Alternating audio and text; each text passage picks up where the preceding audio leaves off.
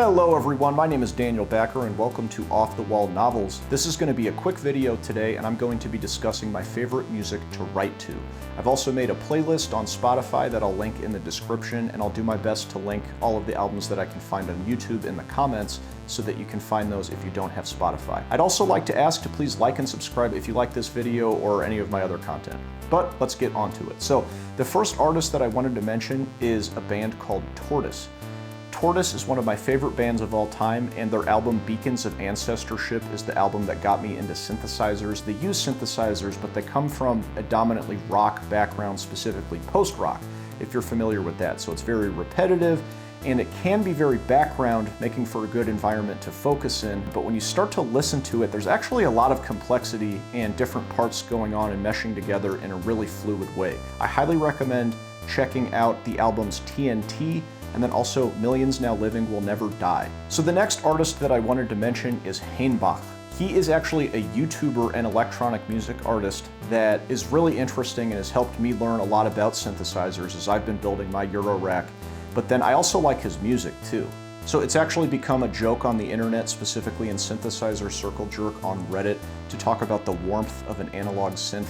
But there really is no better way to describe some of Hainbach's music, that it is very warm sounding. A lot of people associate electronic sounds with being digital and being cold and dead, but it really sounds like there's actually a sound that's expanding in a physical space that he's made with these electronic instruments. But he has a really good channel and he seems like a really cool guy, so I like that you get to actually see a bit of his personality and his instruction in addition to appreciating his music. So the album of Hainbach's that I included on the playlist is Schweibung Summer. I don't know if I'm saying that right, and I looked it up on Google Translate and it means beat buzzer. Yeah, beat buzzer, and I think that that's a really accurate way to describe the sort of sounds that he's playing with on that album. Definitely check out that album whether you're gonna write to it or not. So this next artist that I'm gonna talk about is really interesting. His name is Alexi Perala, and I would say he actually has way too much music. He has dozens of albums on Spotify alone, and if you go to his Bandcamp there are even more, but he has this really weird, hippie, spiritual relationship with this tuning system that he's developed. It's something called the Kalundi sequence. But he seems to think that it's like an entity that he's created or some sort of spiritual something that transcends the earth. And he claims that this entity actually writes the music for him and he just channels it or something like that. So I don't think you necessarily have to believe that in order to appreciate his music. But I will say that it has such a diverse sound palette. On some of his more recent albums, he has these conga sounds that sound like actual drums that are being played in a real room, but then they have these really long pitched tails on them. So it sounds really authentic and real, but then the sustained note from the drum is just a little bit too long to think that it would come from an actual drum. It seems so precise and pitched so well that I have a feeling that it's synthesized. But specifically the album, the Kalundi Sequence Volume 2, I have found is really interesting to write to. It really defies a lot of expectations about electronic music, and if you're into spirituality, then you're gonna like this even more. So the next artist I want to talk about is Pye Corner Audio. This, I don't know if I necessarily have as much to say about, but it's just really good music. It does play with the more traditional sound in electronic music of the bass drum, but I don't want you to necessarily think like the thumping club bass drum. It seems very ambient and background, even though it does have more percussive elements than some of these other artists that I've mentioned, and so I highly recommend you check it out. One of the albums that I've included is called Hollow Earth, and another album of his that I've included is called Stasis. Both are very good to write to. The next artist I'm going to mention is Ian William Craig. He makes very minimal ambient music, and I think ambient music is something that I'm extremely picky with, and by that I mean 90% of it, I'm just like, I don't care. There's not enough going on for me to really think that it's interesting. So on his album, A Turn of Breath that I've included, there are vocals on this album, but there aren't any lyrics that I could tell anyway. It's very muffled in background, but it has this kind of vinyl-like warmth and scratch to it, and it might defy your expectations of ambient music if you don't necessarily like that kind of stuff. All right, so I was very, very late to the game in including this next artist into my listening, Miles Davis. Miles Davis has such an enormous catalog, it can be kind of overwhelming trying to get into him, and I think that's what took me so long to listen to him, because a lot of his earlier albums I thought I should hit first just because, you know, you start at the beginning, right? But a lot of it sounded kind of like old-timey jazz, but he's absolutely amazing.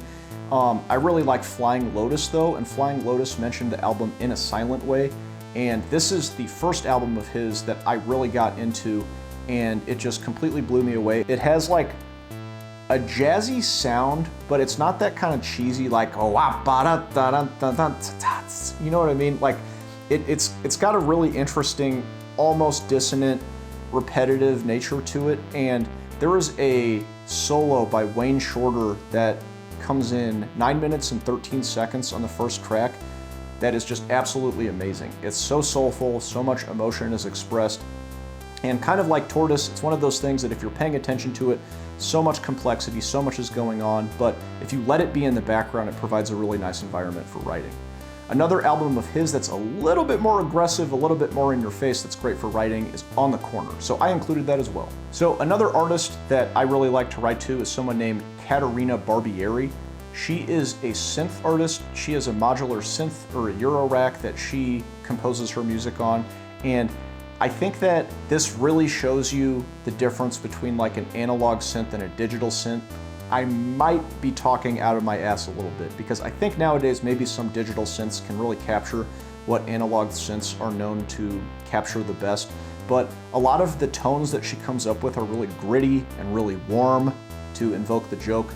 But it's got a lot of fun bleep bloops that are just super cool. And I've also noticed, I might be wrong about this off the top of my head, but I don't think there's a lot of percussion going on. She really makes just the synthesized tones the focus of the music, and I really like that.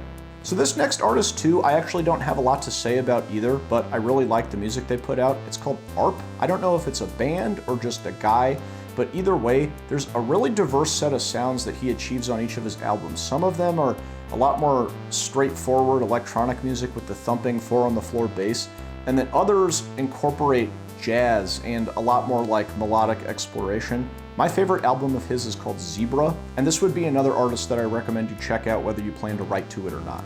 So the last artist that I'm going to mention is Oneohtrix Point Never, and it took me way too long to figure out how to pronounce that name, even though it's actually kind of straightforward. I guess the name is a play on like a radio station name, like 106.7, but it's Oneohtrix Point Never. So Oneohtrix Point Never is pretty popular, so if you don't know him, he's a producer who did the soundtracks for Good Time and then also Uncut Gems by the Safdie brothers.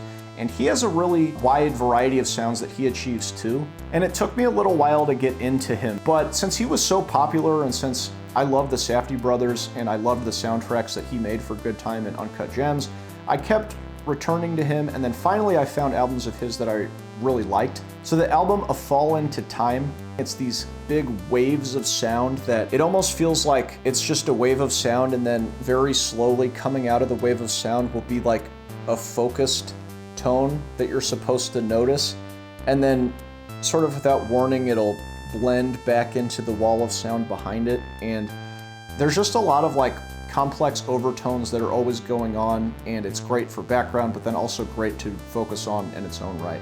So then another album of his that I'll close this out with is Drawn and Quartered. Drawn and Quartered actually sounds a lot like the album Patterns of Consciousness by Caterina Barbieri, and I'm wondering if she was maybe influenced by Oneohtrix Point Never. So I'm gonna go ahead and wrap it up. That's gonna be the end of the video. I hope you got something out of this, and even if you didn't watch this and I'm just saying this into the YouTube void, I hope that you checked out the playlist and maybe consider putting some of your own favorite music to write to in the comments.